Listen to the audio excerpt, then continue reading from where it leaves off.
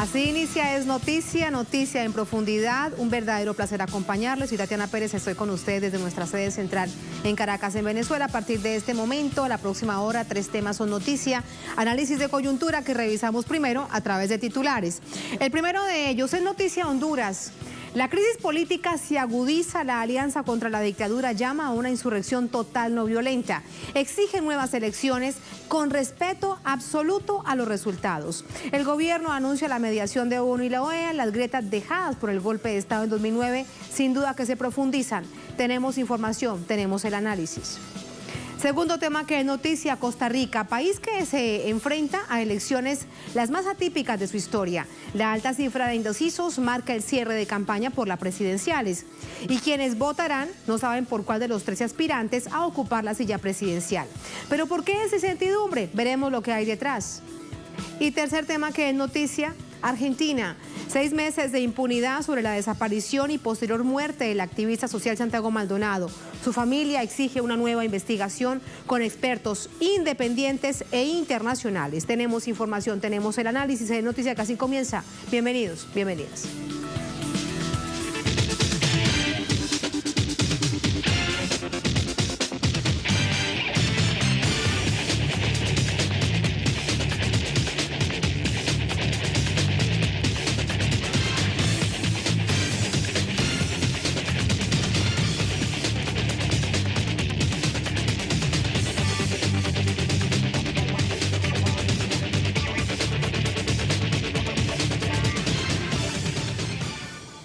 En noticia Honduras, el gobierno de Juan Orlando Hernández se juega la carta de la mediación internacional ante las crecientes protestas que recorren el país a lo largo y ancho luego de ese cuestionado proceso electoral.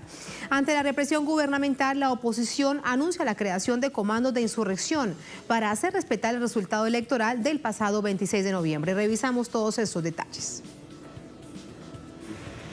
Mediante un comunicado, el Partido Libre de Honduras, principal tolda de la oposición al gobierno, anunció que se declara en insurrección total y asume la lucha no violenta hasta alcanzar su objetivo de sacar al mandatario Juan Orlando Hernández, a quien califican de dictador.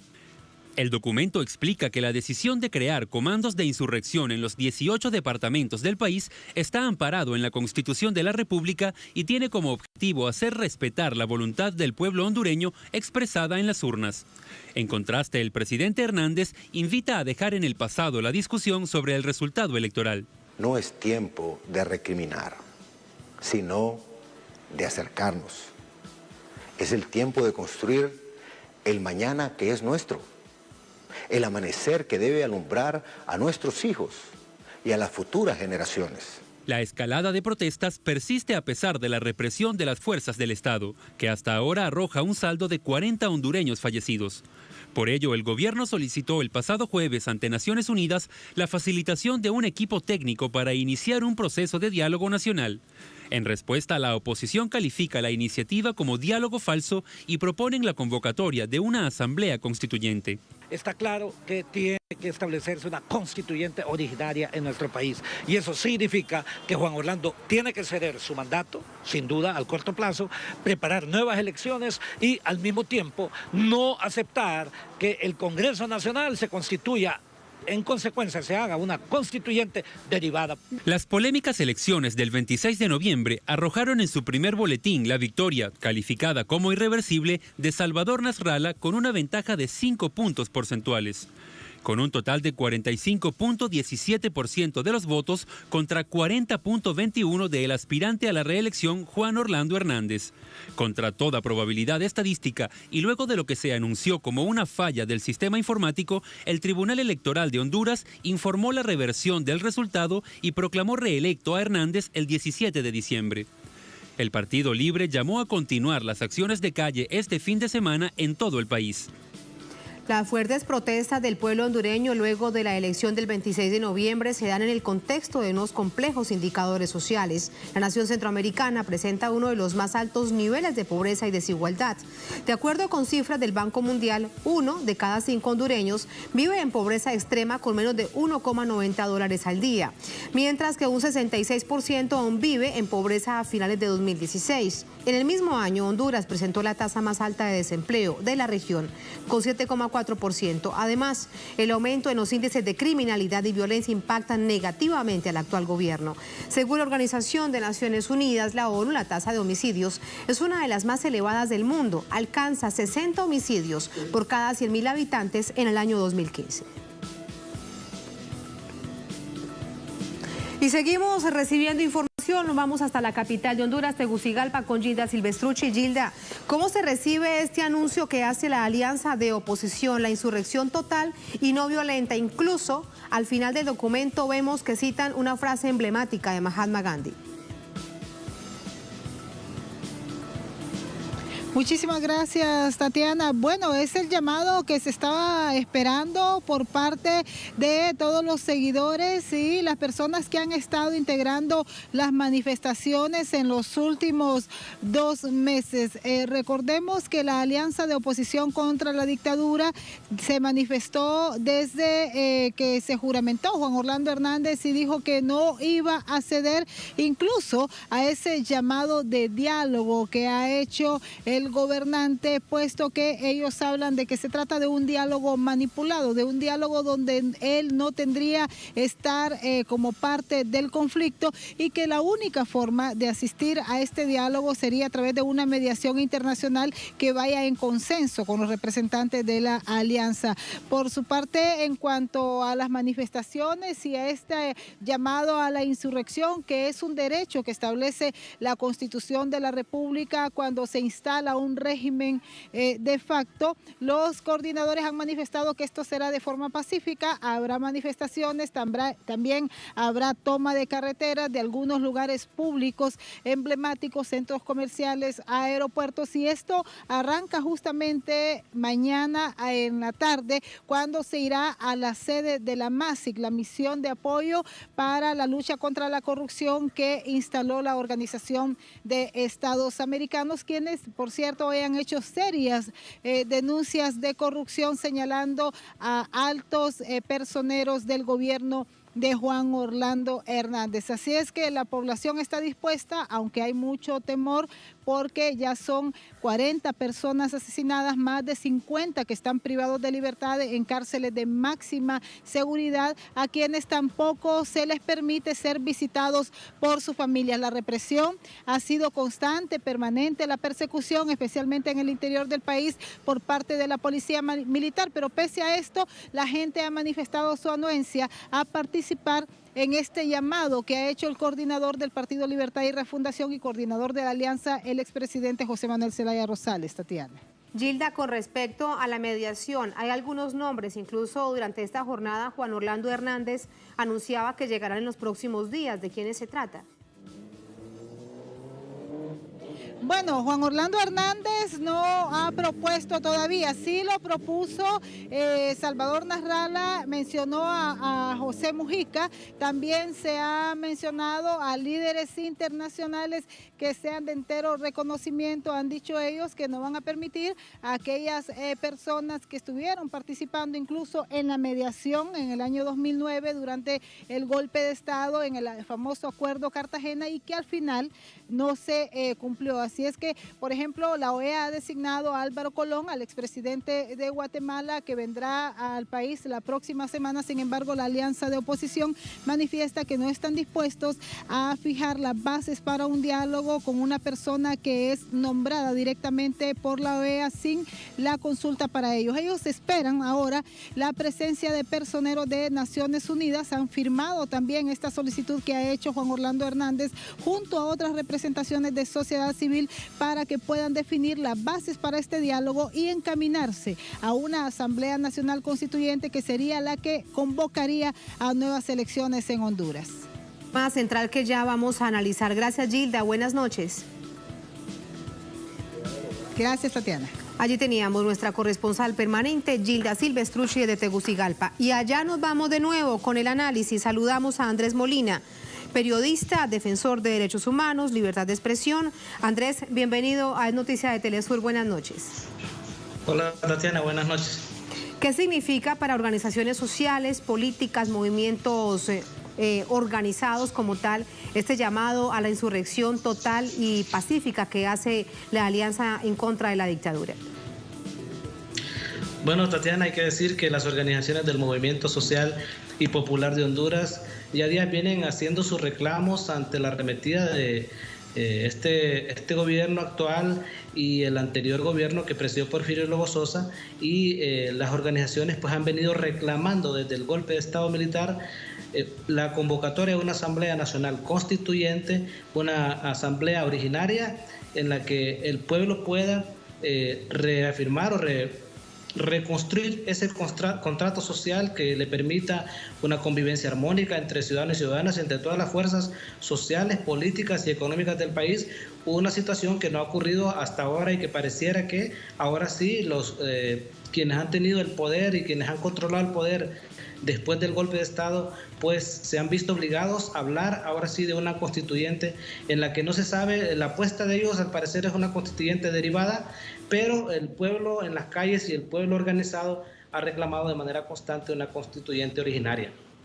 Andrés, ¿realmente las organizaciones sociales creen que Juan Orlando Hernández, este gobierno, en la medida, en el contexto en el que se dio este último resultado, después de todo lo que vimos del golpe de Estado de 2009, van a estar dispuestos a realizar una reasamblea nacional constituyente, a dar un vuelco total a la Constitución? Bueno, mira, lo que es un hecho importante acá, Tatiana, es que, en efecto, las organizaciones, por un lado, sí, lo que hemos podido ver y observar es que muchas organizaciones, por ejemplo, están opuestas a un diálogo con Juan Orlando Hernández. Se niegan a participar en un diálogo. Sí están exigiendo, por ejemplo, que se convoque una Asamblea Nacional Constituyente, porque pues este es un planteamiento que han venido haciendo las organizaciones desde antes del golpe de Estado y después del golpe de Estado con mucha mayor razón, y en efecto pues las organizaciones sí están reclamando un proceso de refundación del país, y eso lo que están claro, exigiendo Andrés, es claro, lo hemos escuchado en múltiples oportunidades, es una exigencia que siempre está allí, latente en la agenda desde las organizaciones sociales. La pregunta que yo hago es desde la otra orilla, ¿crees realmente que el gobierno de Juan Orlando Hernández está dispuesto a dar ese paso? Porque tendría que dejar al gobierno y convocar a nuevas elecciones una vez haya una constitución en firme. Bueno, el gobierno está urgido por salir de esta situación de crisis que estamos en este momento. Realmente el gobierno tiene reconocimiento formal y de hecho y desde todas las, incluso militar del gobierno de Estados Unidos, que es quien lo ha impuesto. Estamos ante una imposición del gobierno norteamericano, pero en efecto el país se encuentra en una crisis que nos llevará necesariamente a un acuerdo político para que Juan Orlando Hernández pueda gobernar 1 o 2, no se sabe cuánto tiempo, pero en el que pueda tener un poco de tranquilidad en su gobierno y que pueda el país volver a la calma también. Lo cierto es que la gente, sí, el llamado a la insurrección, el llamado que la misma Constitución reconoce, el artículo 3 de la Constitución de la República reconoce el llamado al pueblo a la insurrección pacífica. En efecto, pues, este es un tema que el gobierno tendrá que verse obligado a buscar una salida, y esa salida pues lo que se está vislumbrando es la Asamblea Nacional Constituyente. Quiero decirte, Tatiana, que este es un discurso incluso que las élites políticas, económicas y mediáticas de Honduras lo negaban durante el golpe de Estado, lo negaron los siguientes 4 años, que ha gobernado Juan Orlando Hernández. O sea, por 8 años ha sido una cuestión que ha sido negada en los medios de comunicación, y en los últimos días incluso estos medios de comunicación, estos grupos de poder económico y político que se negaban a siquiera hablar de una Asamblea Nacional Constituyente, lo están haciendo. Incluso la misma Iglesia Católica lo ha propuesto, y grupos empresariales también que están diciendo que se debe convocar a una Asamblea Nacional Constituyente para refundar el país y para volver a ese contrato social en el que las personas todos estemos, digamos, de acuerdo y lleguemos a un acuerdo en el que nos respetemos unos a otros y que la convivencia vuelva a la sociedad, porque lo que pasa aquí en este país es que la convivencia y el Estado de Derecho no existe, porque en efecto un grupo es el que controla todos los poderes, y en este momento eso ha generado la violencia política, y que tiene 40 muertos y más de 2.000 personas que han sido detenidas desde que pasaron las elecciones. Más de 2.000 personas han sido detenidas, criminalizados y judicializados una cantidad importante de estos ciudadanos. Entonces estamos en una crisis realmente sin precedentes en el país, donde por situaciones políticas se ha vuelto la violencia a las calles, digamos la violencia del Estado, porque son 40 personas que han sido asesinadas en manifestaciones. Una crisis que se ha agudizado, que se profundiza después de esa grieta dejada por el golpe de Estado del año 2009. Este es un asunto que siempre hay que tener de presente. Ahora, te pregunto, con esa llamada mediación que hace Juan Orlando Hernández para que también participen tanto OEA como Naciones Unidas, ¿cómo se recibe ese mensaje? ¿Qué crees que hay detrás? ¿Será acaso una lectura real de la crisis que tiene el país? Bueno, yo quisiera decirte, Tatiana, respecto a esto de la OEA y de las Naciones Unidas, que concretamente lo de la OEA es una jugada del gobierno de los Estados Unidos. Quien está detrás de todo ese proceso de llamar a diálogo a través del gobierno es el gobierno norteamericano. Aquí se ha destacado una gran cantidad de organizaciones financiadas con fondos del gobierno de Estados Unidos para dar un matiz de que las personas quieren sentarse a dialogar. La gente sí quiere dialogar, pero no quieren dialogar con Juan Orlando Hernández. La gente además quiere un diálogo que sea que los acuerdos vinculantes, que lo que se dice no sea una cuestión más como lo que ocurrió en el año 2013, cuando el presidente Hernández firmó un acuerdo político en el que se comprometía a hacer reformas electorales y no lo hizo. Así es que con la experiencia que existe en la clase política, por ejemplo, la gente del Partido Libertad y Refundación, los grupos de oposición política al gobierno actual, tienen una larga experiencia de engaños por parte de Juan Orlando Hernández, y en estas condiciones pues han dicho que no se van a sentar con él a la mesa. Entonces, realmente quien está detrás de todo ese proceso es el gobierno de Estados Unidos, porque sí, ellos ven un problema serio, y estamos también, hay que decirlo, ante una nueva arremetida de los norteamericanos para tomar control político e impedir que los pueblos se expresen y que los pueblos puedan elegir sus propios gobiernos. En Honduras hay una clara intervención norteamericana y se puede ver desde la participación de organizaciones financiadas por ese gobierno y la participación directa del gobierno a través del gobierno de Juan Orlando Hernández, que son los quienes tratan de forzar este proceso de diálogo con ellos para obtener reconocimiento. Juan Orlando está muy necesitado de una fotografía con los partidos de oposición sentados a la mesa con él, y eso en este momento no se ha dado y no va a ocurrir, por lo que se ha dicho que si no hay una mediación internacional no va a ocurrir. Ese es el escenario. ¿Y dónde queda esa exigencia, de un conteo transparente, forense por completo de las elecciones pasadas con todos los documentos, y segundo, unas nuevas elecciones? Eran dos asuntos que estaban también en la agenda de organizaciones sociales, en particular de la Alianza en contra de la Dictadura. Sí, es correcto. Esos también son otros puntos que se están planteando. Se está planteando un proceso de las nuevas elecciones, por lo menos de los partidos de oposición se habla, y el planteamiento es hablar sobre el fraude electoral. Realmente aquí se tienen que hacer cambios profundos para que vuelva la paz y la tranquilidad a este país, porque caso contrario vamos a ir un proceso de crispación, un proceso en el que está el país retrocediendo no solo en los derechos políticos, también en los derechos económicos, sociales y culturales. Honduras el año 2017 nos dejó 300.000 nuevos pobres y nos está dejando ser estar en el último lugar del continente, muy por debajo de los indicadores sociales que tiene Haití ahora en este momento, y entonces nosotros tenemos una necesidad urgente de un diálogo verdadero, no un diálogo como el que ha estado convocándose en los últimos años, porque el problema aquí también es que hay un desprestigio de los llamados a diálogo de los mediadores nacionales que podrían convocar estos diálogos, porque la crisis política los tiene desprestigiados a todos, y hay una situación en la que la gente no cree en lo que ellos están planteando. Entonces, sí, esa situación la estamos viviendo en este momento, y a eso es lo que se le debe buscar una salida inmediata, urgente. Contexto actual de esta nación después del proceso electoral del pasado noviembre. Andrés, gracias por ese análisis. Buenas noches. No logré escucharte, Tatiana, disculpas. Si me repites la pregunta. No, te decía una pequeñísima reflexión, que este es el escenario actual del país después de las elecciones de noviembre. Te agradezco por tu participación en el Noticia. No, gracias a ti, Tatiana, gracias a Telesur. Un placer, muy buenas noches. A propósito de lo que decía nuestro invitado sobre esa injerencia del gobierno de los Estados Unidos en esta nación centroamericana, aquí tenemos este artículo: estadounidenses piden cesar envío de armas a Honduras, lo tenemos en nuestra multiplataforma. Cerca de 50 religiosos de Estados Unidos leyeron un documento frente a la Embajada de Washington en Tegucigalpa, capital de Honduras. Exigen en él frenar la ayuda de los Estados Unidos al ejército, a la policía hondureña y detener la militarización de la región. Brevemente, un párrafo les digo. La ayuda para el ejército y la policía, el entrenamiento de Estados Unidos están agudizando la crisis en Honduras y la región, alentando la violación de los derechos humanos, declaró Kathleen McTeague al leer el documento acompañada de miembros de la Alianza de Oposición en contra de la dictadura, cuyo candidato Salvador Narrala reclama la victoria en las elecciones del 26 de noviembre del año pasado.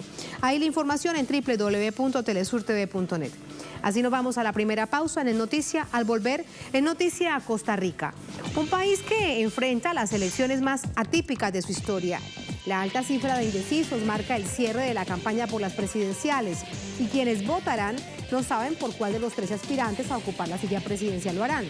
¿Por qué esta incertidumbre? ¿Qué es lo que pasa en este país centroamericano? Lo analizamos al volver en el Noticia.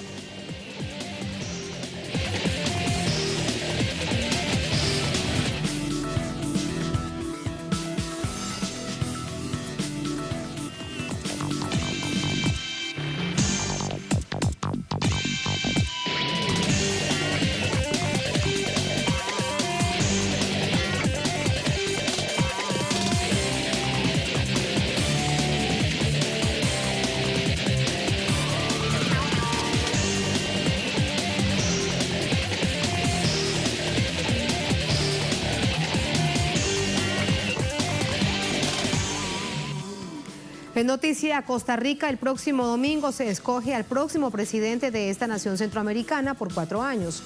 El pueblo tendrá que decidir entre un abanico de 13 aspirantes. Según los números, la indecisión es la gran protagonista. Revisamos detalles. Este jueves, los 13 candidatos a presidencia cerraron sus campañas. Las encuestas no dan favoritos, pero sí reflejan el alto porcentaje de indecisos. Según una encuesta del Centro de Investigación de Estudios Políticos de la Universidad de Costa Rica, entre la tanda de candidatos, los 3 con mayor intención de voto son Fabricio Alvarado Muñoz, del Partido Restauración Nacional, con 16.9%, Antonio Álvarez de Santi, del Partido Liberación Nacional, con el 12.4%, y Carlos Alvarado Quesada, del Partido Acción Ciudadana, con el 10.6%. El porcentaje de indecisos se ubicó en 36.5%, una cifra inédita. Si esta encuesta marca la tendencia, ninguno de los candidatos será ganador en primera vuelta, porque para ello se necesita superar el 40% de los votos. En ese escenario tendrán que ir a un balotaje. En cuanto al índice de indecisos, Ronald Alfaro, del Centro de Investigación, explica a qué se debe. La principal fuerza detrás de esa volatilidad es un elemento de largo plazo que ha venido pasando en Costa Rica, que tiene que ver con un fenómeno que se llama la pérdida de identidad política de la gente. Al desaparecer el bipartidismo con sus doctrinas tradicionales, ahora el multipartidismo es el que cobra protagonismo y la gente tendrá que escoger. Esas identidades viejas no, se debilitaron, pero no se crearon nuevas identidades, ¿verdad? Entonces no facilitó las condiciones para una alta participación de la gente. El presidente Luis Guillermo Solís está a punto de dejar el gobierno y con él se van sus promesas. Entrega un país con uno de los mayores niveles de desigualdad en materia económica, social, racial, migratoria y política, según el informe del Fondo de Población de las Naciones Unidas de 2017. El narcotráfico es otro de los graves problemas que afecta a la nación. Según el Ministerio de Seguridad Pública, durante 2017 se decomisaron un total de 30 toneladas de cocaína y 6.5 toneladas de marihuana. La mayoría de la droga viene de Colombia y es transportada por aguas internacionales para llegar al país. Luego es distribuida al resto de Centroamérica, México y Estados Unidos. Ahí está el contexto. Seguimos revisando coyuntura con Fernando Francia desde San José, nuestro corresponsal permanente en esta nación centroamericana. Fernando, ya está claro que hay un altísimo nivel de indeciso, pero quienes van a votar aún no saben por quién. ¿Qué dicen los candidatos? ¿Qué dice el pueblo? Bueno, la gente en la calle no sabe por quién decidirse en esta elección. Tienen muchas opciones, son 13 los candidatos, pero además hay una costumbre de votar a ganar en Costa Rica que también se ve opacada al subir y bajar los niveles de popularidad de algunos de los partidos. Empezó la campaña con algunos candidatos muy fuertes y muy despejados del pelotón, por decirlo así, del resto, y luego esos fueron decayendo y emergieron otros que fueron cobrando popularidad dependiendo de los temas que se iban discutiendo. Eso generó una incertidumbre y es la que reina en este momento, esa incertidumbre de a quién dar la adhesión, a quién dar el voto este domingo 4 de febrero a partir de las 6 de la mañana en que abran las urnas electorales. Y esa indecisión sobre todo se ha polarizado en dos ámbitos a nivel social, el conservadurismo social y el progresismo social, aunque en las filas conservadoras en los partidos políticos hay muchas más opciones, pero se han ido decantando por el antiguo bipartidismo, que en esta ocasión se presenta con 4 distintos candidatos en 4 distintos partidos, y otros emergentes como el cristiano y salmista Fabricio Alvarado, de un partido pequeño que cobró fuerza justamente por la polarización de algunos de los temas que se fueron discutiendo en la campaña, no de los principales temas que aquejan a la mayoría de los costarricenses durante los últimos 4 años, que es el periodo de administración de Luis Guillermo Solís, sino de algunos temas que emergieron en esta campaña, como el matrimonio igualitario. Eso polarizó y ahí lo aprovechó algunas fuerzas conservadoras que están ahora al tope de las encuestas. Ese es un punto importante que también te quiero consultar. ¿El debate electoral estuvo a la altura de las expectativas, de las necesidades de la gente? Bueno, hay varias variantes en esto. Una cosa es lo que los candidatos ofrecen a nivel de spots publicitarios, de anuncios en televisión, radio, redes sociales, y otro también los que los propios partidos ofrecen en cuanto a información en sus ejes programáticos, los programas de gobierno, pero también está el énfasis que hace la población. ¿A qué le da interés la población en relación a los partidos? Y en tercer lugar también está ¿cuáles son los principios que los medios informativos ponen en esos ejes? En este caso pusieron la lupa en algunos temas muy coyunturales. Por supuesto, los temas básicos de fondo no fueron analizados por la población y por eso es que se da esa incertidumbre. No se conocen los ejes programáticos de los partidos. Gracias, Fernando. Buenas noches. Gracias por entregarnos todos esos detalles. Muy bien, allí despedimos a nuestro corresponsal permanente en Costa Rica, Fernando Francia. Vamos con el análisis. Todos estos hechos los centramos ahora en la reflexión. Para ello nos ayuda Guillermo Acuña, él es sociólogo, director del Instituto de Estudios Sociales en Población, también nos acompaña desde San José. Doctor Acuña, bienvenido, buenas noches. Buenas noches, Tatiana, un gusto estar de nuevo con ustedes y con la audiencia en América Latina. Pues efectivamente estamos aquí en Costa Rica a las puertas de un proceso electoral que se decide el domingo, que como ha planteado Fernando muy bien en su lectura periodística, tiene varias dimensiones que es importante analizar. Y quiero comenzar por el nivel inédito de los indecisos, más del 30%. ¿A qué se debe eso? ¿Cuál es su lectura? Bueno, en realidad esta alta presencia de indecisos en los últimos registros de estudios de intención de voto es, me parece, y a mi gusto, la expresión de una continuidad, de un cambio en el comportamiento político electoral de las costarricenses, que no es de esta justa elección, sino que se viene presentando ya desde hace algunos lustros a la fecha. Yo diría que justamente el alto nivel de personas que al día de hoy no se han decidido por un partido político en particular tiene que ver con varias dimensiones que forman parte de esos cambios que he venido planteando. Uno de ellos tiene que ver justamente con las transformaciones en los sistemas de partidos políticos, ¿no? Pasamos en un periodo reciente de la historia política del país de un bipartidismo conocido a varias expresiones multipartidistas que incluyen varias agendas, obviamente motivadas por núcleos temáticos y núcleos programáticos que hacen aglutinar a buena parte de sectores poblacionales. Otros sectores poblacionales no se sienten incluidos en esas propuestas programáticas y por ello es que están tomando el tiempo para decidir por cuál de estas opciones partidarias votar. Este es un tema que presenta en estas elecciones, pero que viene planteándose sistemáticamente en Costa Rica, en el escenario político y social costarricense.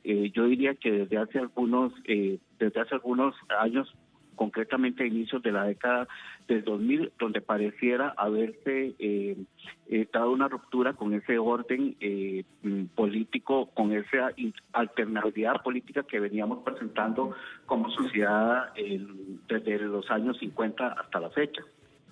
Doctora Acuña, esto realmente es muy interesante porque, viéndolo de otra manera, debería haber mucho más entusiasmo, si se quiere, con esta amplia gama de aspirantes a la presidencia. Sucede todo lo contrario.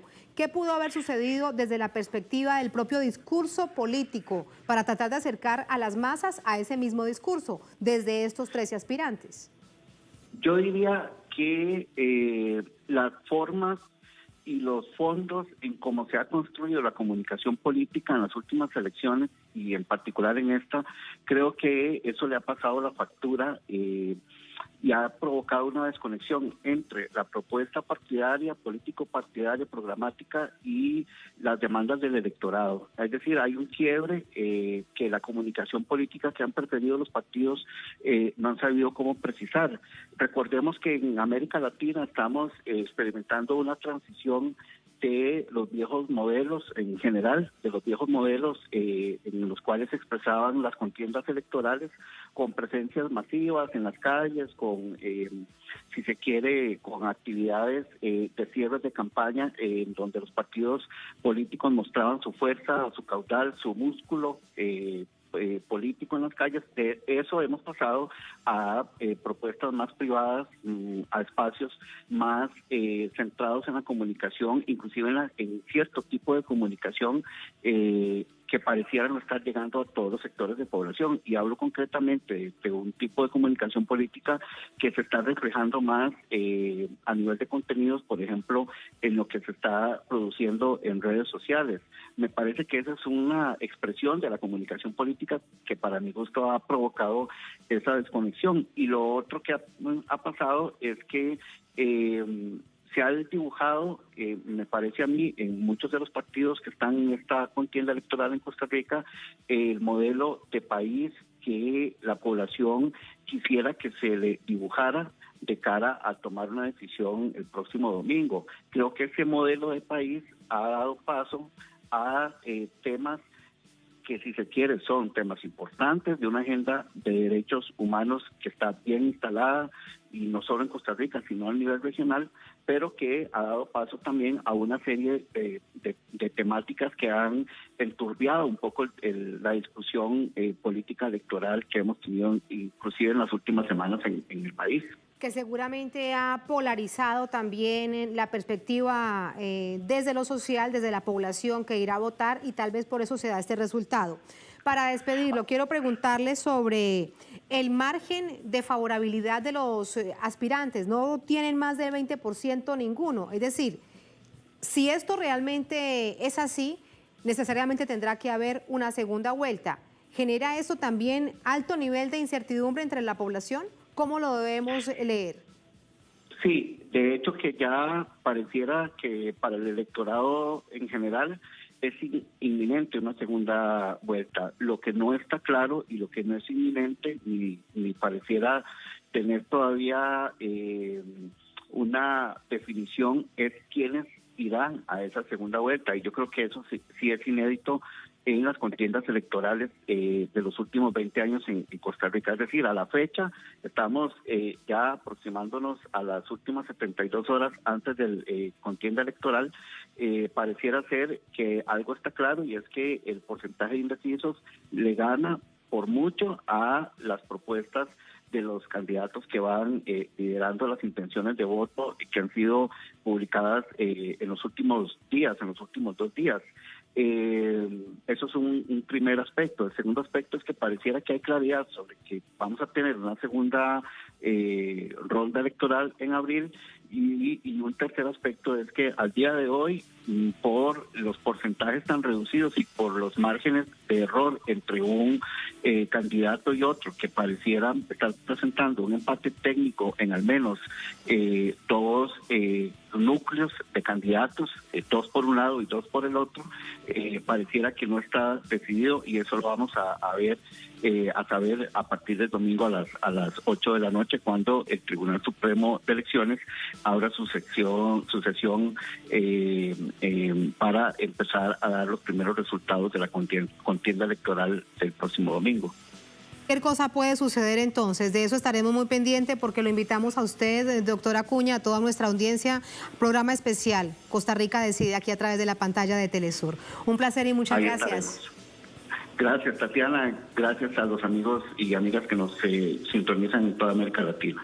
A usted muchísimas gracias. Es una invitación que les hacemos, la dejamos planteada para ustedes. Será a las 7 de la noche cuando comience este especial. Lo conducirá nuestra compañera de labores, periodista Adriana Flores. Y tenemos también toda esa información a través de nuestra multiplataforma www.telesurtv.net. Muy bien, así nos vamos a la segunda, última pausa en el Noticia Argentina. 6 meses de impunidad sobre la desaparición y posterior muerte del activista social Santiago Maldonado. Su familia exige nueva investigación con expertos independientes e internacionales. Tenemos información, análisis al volver en el Noticia.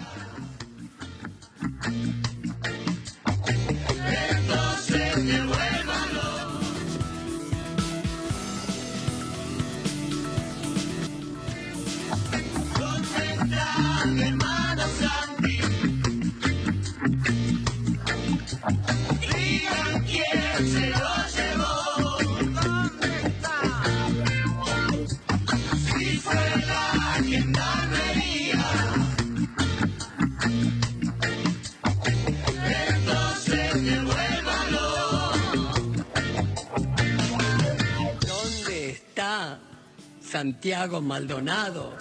En Noticia Argentina, al cumplirse 6 meses de la desaparición y asesinato de Santiago Maldonado, familiares, amigos, defensores de derechos humanos continúan exigiendo verdad y justicia sobre este caso. Tenemos detalles.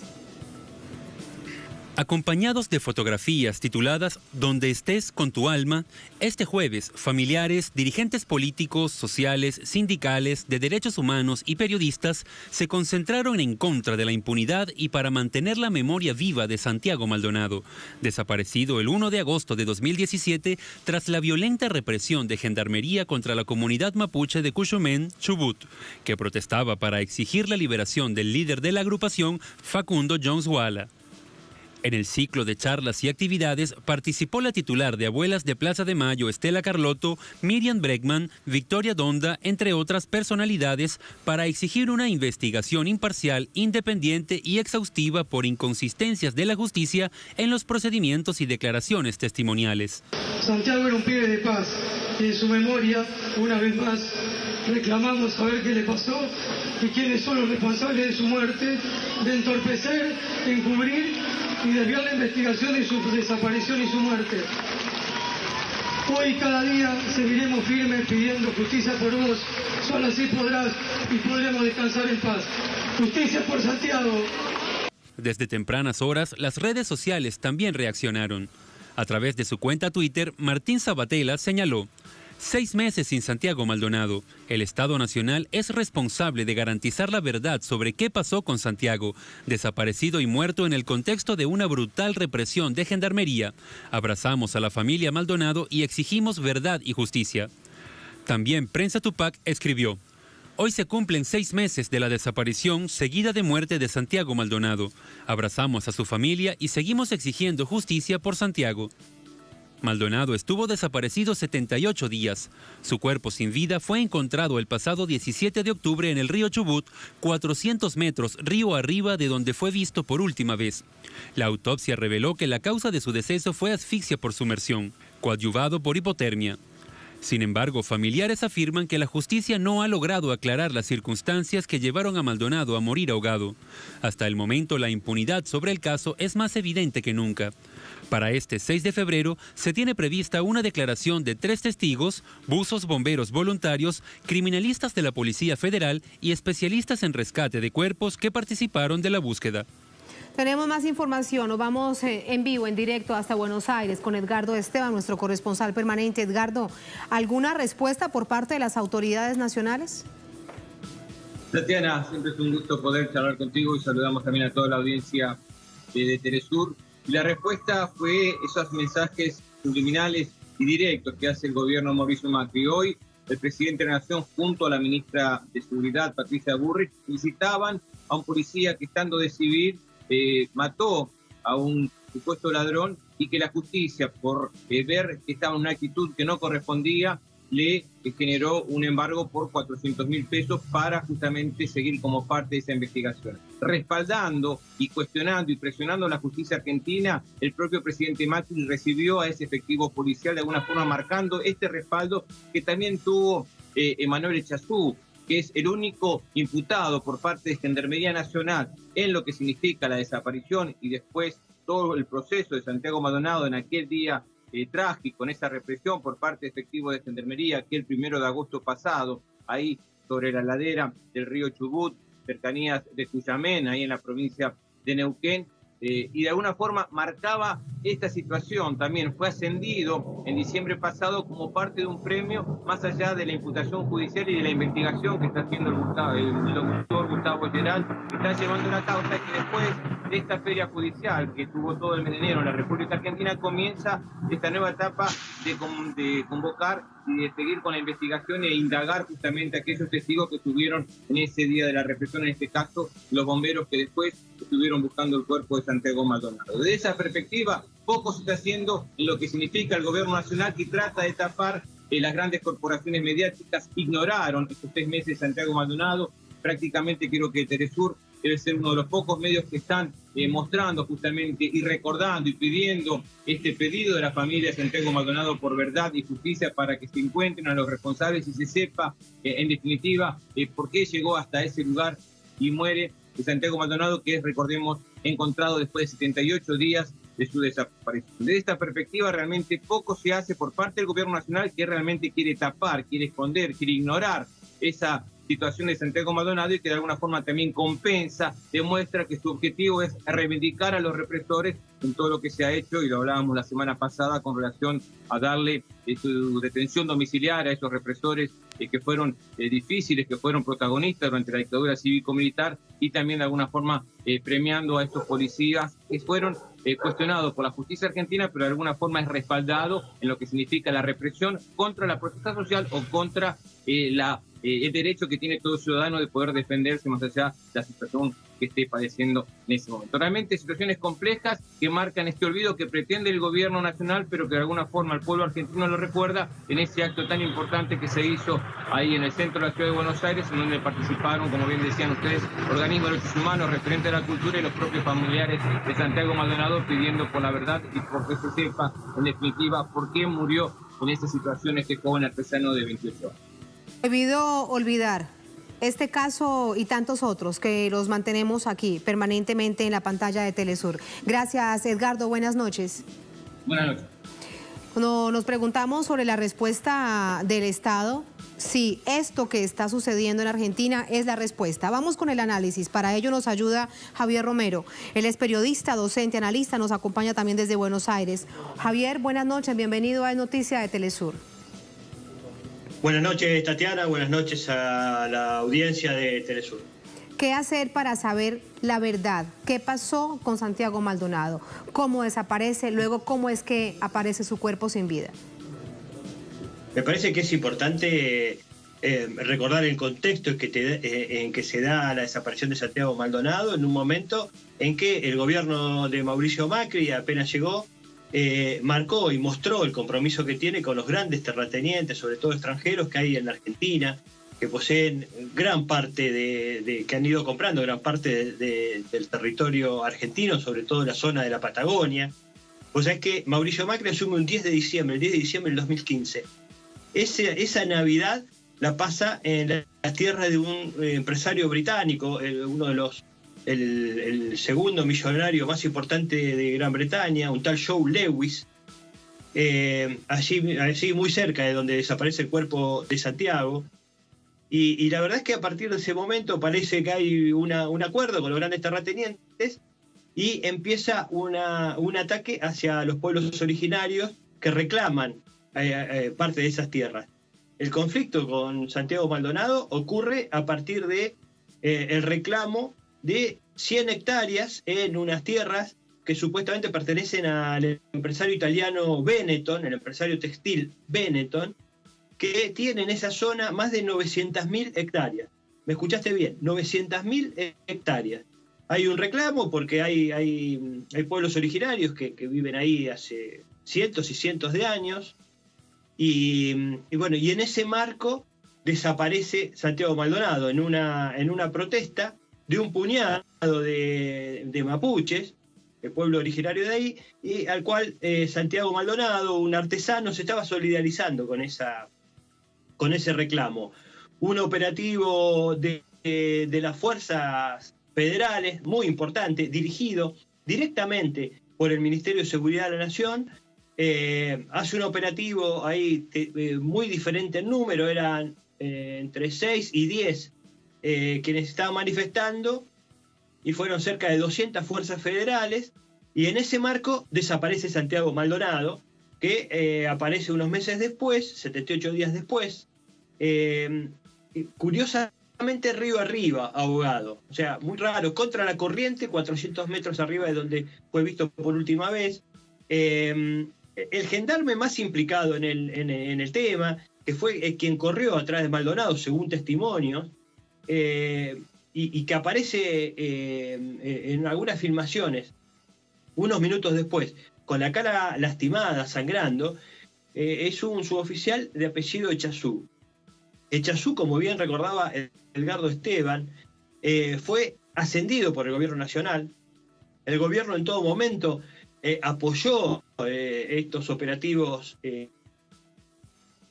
federales, y lo que nos encontramos también, y lo que hay que recordar, es que apenas llegó el gobierno Mauricio Macri, encarceló a una de las principales dirigentes originarias y diputada del Parnasur, Milagro Sala, quien aún se encuentra detenida. Hay que recordar que se recrudeció la represión hacia los pueblos originarios de las comunidades huichis en el norte de la Argentina, y también que hace poco más de un mes, otro de la misma zona donde desapareció Santiago Maldonado, fue asesinado en el marco de una persecución, otro mapuche, en este caso Rafael Nahuel, asesinado de un tiro por la espalda por las fuerzas federales argentinas. Javier, este contexto que nos has entregado, lleno de datos, lleno de información, sin duda que es absolutamente importante para recordar el momento.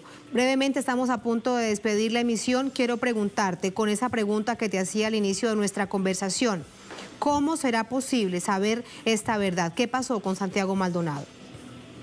Y la verdad que estamos, toda nuestra mirada está puesta, nuestra esperanza en la justicia, ¿no? Es la justicia la que debe esclarecer este episodio.